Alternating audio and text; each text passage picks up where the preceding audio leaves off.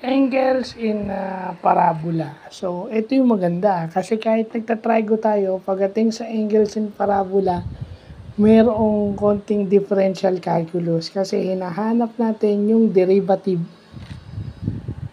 Okay, hinahanap natin yung derivative nung equation na given. At siniset natin yung x. Merong given na x value. Substitute lang natin yung x, and then to get the angle, we use the arctangent. The arctangent ratio. So, ano yung nakuha natin sagot sa equation with the pang na-substitute natin yung given na value na x. Yun na yun. Pero maganda ron, kinukuha muna natin yung derivative ng given equation o yung kung y yon, y equals y prime. So, yun yung magandang natututunan natin. Yung angles in parabola, meron siyang